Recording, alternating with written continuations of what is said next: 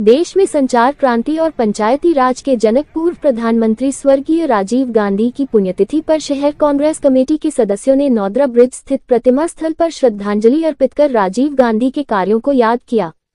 श्रद्धांजलि कार्यक्रम के दौरान शहर अध्यक्ष सौरभ शर्मा, वरिष्ठ कांग्रेस नेता दिनेश यादव, प्रदेश प्रवक्ता टीकाराम कोस्टा, सेवा दल के शहर अध्यक्ष सतीश तिवारी सहित महिला कांग्रेस के सदस्य मौजूद रहे।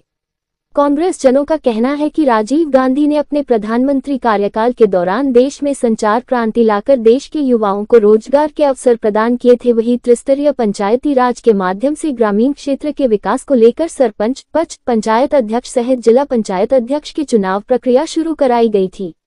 उस समय देश के विपक्षी दलों द्वारा संचार क्रांति का विरोध किया गया था, लेकिन आज देश विदेश में युवा संचार क्रांति का लाभ उठाकर अपनी सेवाएं दे रहे हैं। देश को नई दिशा देने वाले प्रधानमंत्री स्वर्गीय राजीव गांधी की पुण्यतिथि पर श्रद्धांजलि अर्पित कर याद किया गया। और पूर्व प्रधानमंत्री श्री राजीव गांधी जी की आज पुण्यतिथि पर परंपरा अनुसार प्रतिवर्ष शहर जिला कांग्रेस कमेटी के तत्वाधान में यहाँ पर श्रद्धांजलि संगोष्ठी और पुष्पांजलि होती है। आज हम याद करते हैं जब उनके कार्यकाल को, चाहे वो पंचायती राज यहाँ पर दिया गया हो, चाहे संचार व्यवस्था, क्योंकि कंप्यूटर युग का जो युग था वो राजीव गांधी जी के ही समय की देन थी। और शायद वो ये समझ चुके थे कि अगर हम समय के साथ नहीं दौड़ेंगे तो फिर देश बहुत पीछे रह जाएगा। और याद होगा आपको, उस समय बहुत से विपक्ष के नेताओं ने कंप्यूटर युग का बहुत बड़ा विरोध किया था और ये कहा था कि राजीव गांधी जी जो है हर हाथों से काम छीनना चाहते हैं। जबकि आज देखें कि अगर आज की पढ़ी लिखी जनरेशन में, नई पीढ़ी में जो काम है और वो उसी कंप्यूटर युग की और संचार क्रांति की देन है, जिसके कारण आज भारत के बहुत से युवा बच्चे हमारे विदेशों में अपनी सेवाएं दे रहे हैं। और विदेशों के तो अगर वो सेवाएं ना दे तो उनकी भी व्यवस्था अस्त व्यस्त हो सकती है। ये मुझे गर्व की बात है अपने नेता पर।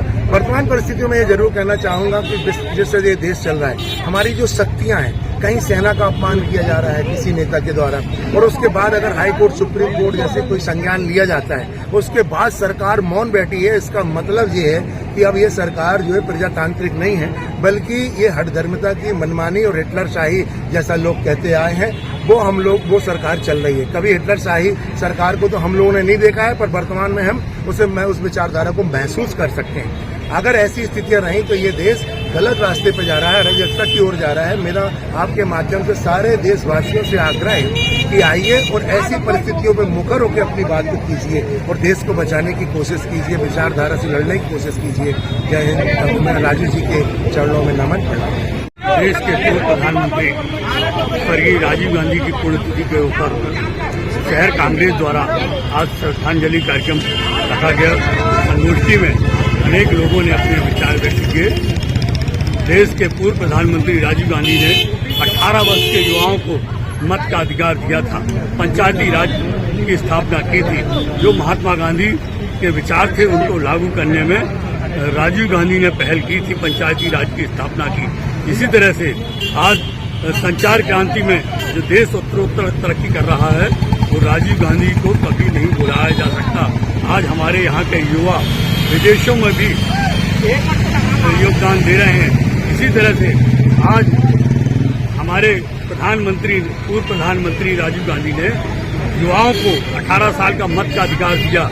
आज वही युवा जब सरकार चुनते हैं तो वो सरकार जो युवाओं के साथ छल करती है, 2 करोड़ लोगों को रोजगार देने की बात करती है और करोड़ों रोजगार बंद कर दिए जाते हैं।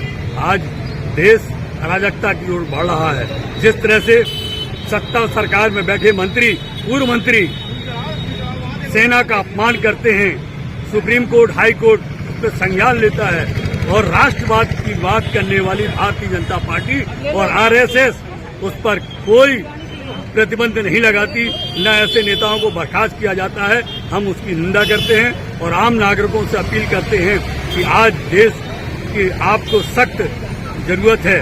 आप इन लोगों का मूल्यांकन करें और समय आने पर उसे जवाब दिया जाए, जिससे कि देश